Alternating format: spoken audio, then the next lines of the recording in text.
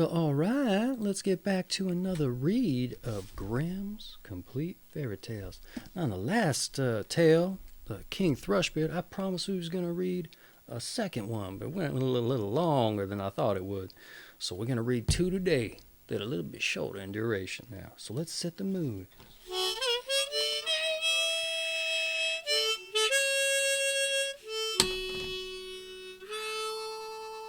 All right, let's dive in, shall we? To the story of a clever Gretel.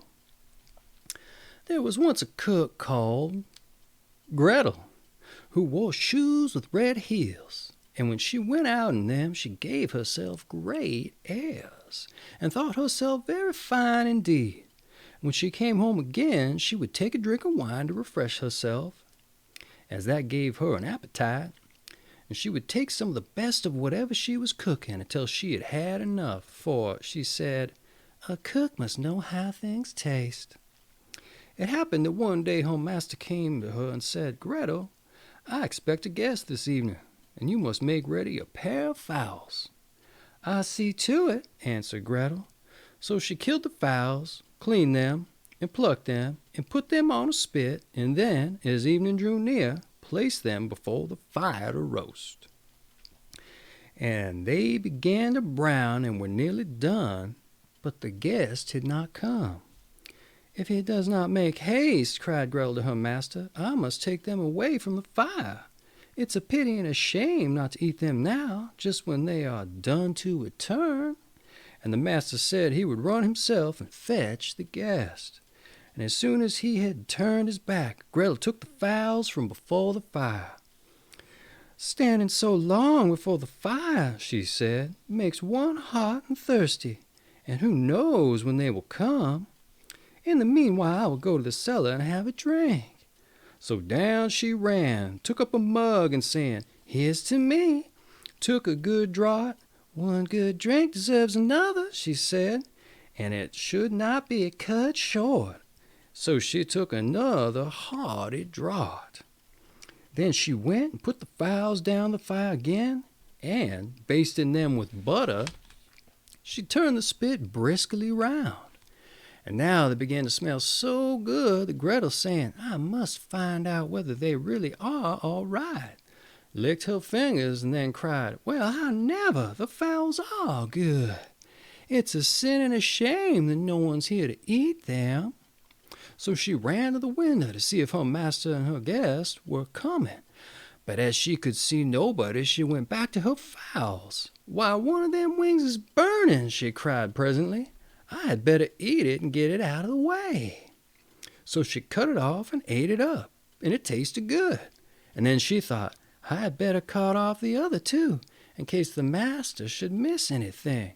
And when both wings had been disposed of, she went and looked for the master, but still he did not come. Who knows, she said, whether they're coming or not. They may have to put up at the inn. And after a pause, she said again, Come, I may as well make myself happy. And first I'll make sure of a good drink, and then of a good meal. And when all is done, I shall be easy. The gifts of the gods are not to be despised. So first she ran down to the cellar and had a famous drink, and ate up one of the fowls with great relish. And when that was done, and still the master did not come, Gretel eyed the other fowls, saying, What one as the other must be, the two belong to each other. It is only fair that they should be both treated alike. Perhaps when I have had another drink, I shall be able to manage it. So she took another hearty drink, and then the second fowl went the way of the first. Just as she was in the middle of it, the master came back. Make haste, Gretel, cried he. The guest is coming directly. Very well, master, she answered. It'll be soon ready. The master went to see that the table was properly laid, and taking the great carving knife with which he meant to carve the fowls, he sharpened it upon the step. Presently came the guest, knocking very gently and softly at the front door. Gretel ran and looked to see who it was, and when she caught sight of the guest, she put a finger on her lip, saying, "Hush! Make the best haste you can out of this, for if my master catches you, it will be bad for you. He asked you to come to supper, but he really means to cut off your ears. Just listen how he is sharpening his knife." The guest, hearing the noise of the sharpening, made off as fast as he could go, and Gretel ran screaming to her master.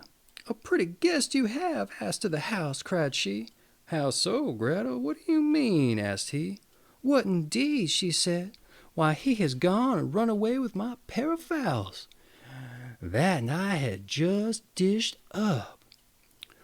"Well, that's pretty sort of conduct," said the master, feeling very sorry about the fowls. He might at least have left me one," he said, "that I might have had something to eat." And he called out to him to stop, but the guest made as if he did not hear him, and ran after him, the knife still in hand, crying out, "Only one, only one," meaning that the guest should have left one of the fowls and not taken both. But the guest thought he meant to have only one of his ears, and he ran so much the faster that he might get home with both of them safe. Oh, and that has been Clever Gretel. Let's move on to our next tale, The Robber Bridegroom. There was once a miller who had a beautiful daughter, and when she was grown up, he became anxious that she should be well married and taken care of. So he thought, if a decent sort of man comes and asks her in marriage, I will give her to him. Soon after, a suitor came forward who seemed very well to do, and as the miller knew nothing of his disadvantage, he promised him his daughter. But the girl did not seem to love him as a bride should love her bridegroom.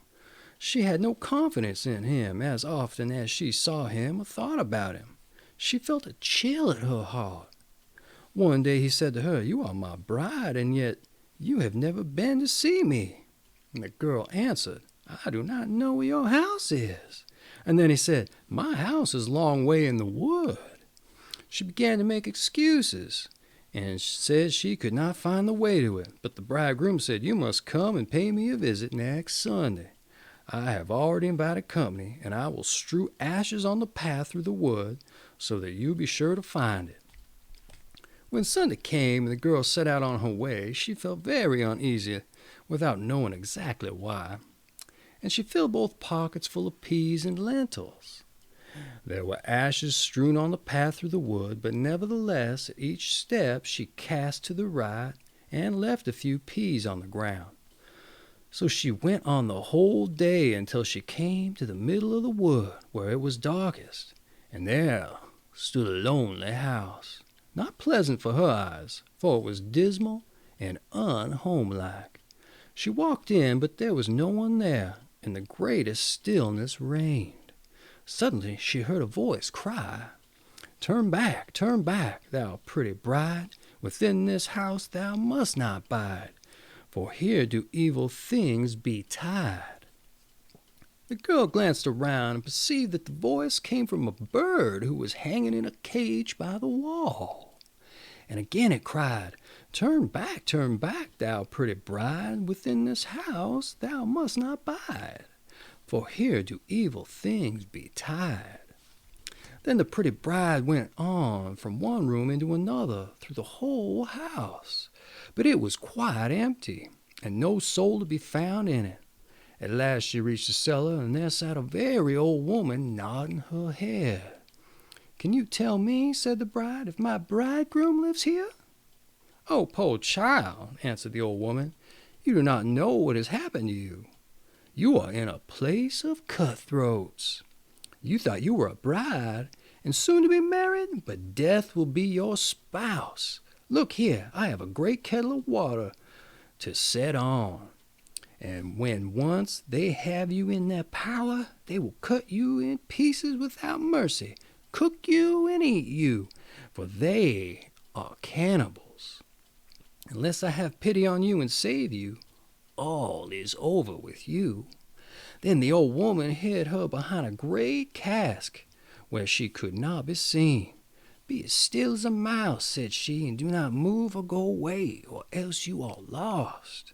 At night when the robbers are asleep, we will escape. I have been waiting a long time for an opportunity." No sooner was it settled that the wicked gang entered the house. They brought another young woman with them, dragged her along, and they were drunk and would not listen to her cries and groans. They gave her wine to drink, 3 glasses full, one of white wine, one of red, and one of yellow. And then they cut her in pieces, the poor bride all the while shaking and trembling when she saw what fate the robbers had intended for her. One of them noticed on the little finger of their victim a golden ring, and as she could not draw it off easily, he took an axe and he chopped it off, but the finger jumped away, and it fell behind the cask on the bride's lap. The robber took up a light to look for it, but he could not find it.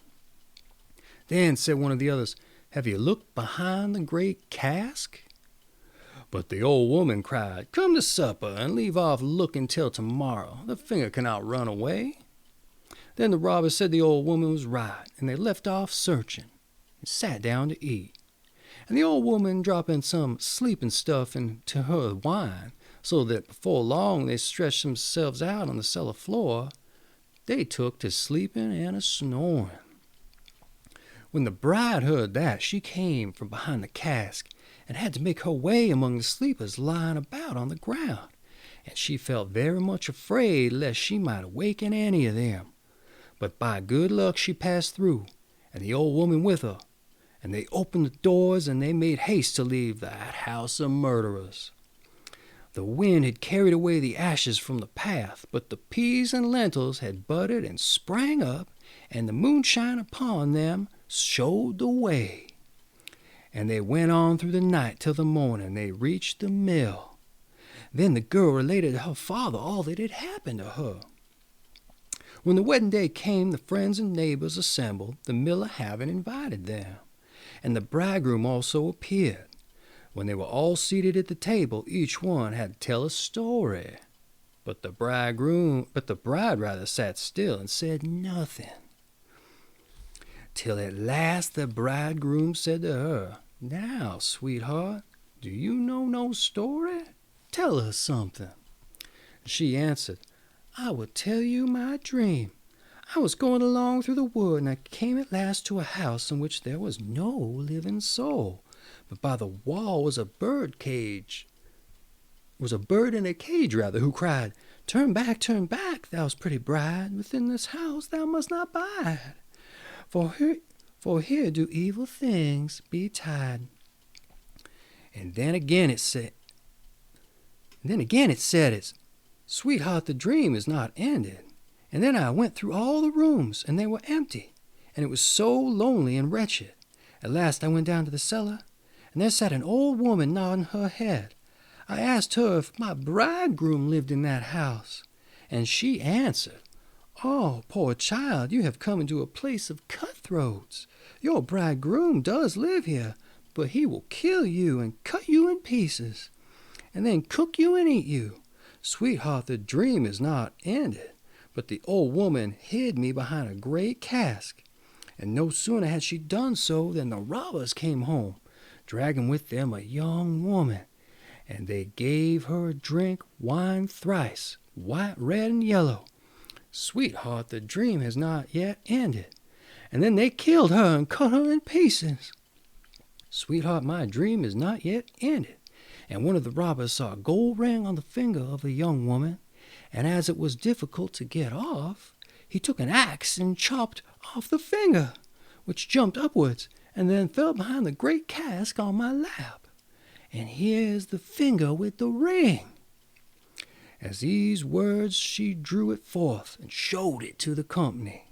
The robber, who during the story had grown deadly white, sprang up and would have escaped, but the folks held him fast and delivered him up to justice, and he and his whole gang were, for their evil deeds, condemned and executed. That has been the Robber Bridegroom. A little confusing there with some of the dialogue with that dream such stuff. I got a little bit torn up there and stymied, but I hope you were entertained. And until the next time when we read Old Hildebrand or some other such story, I'm not quite sure just yet. But in any event, let's get on with the outro.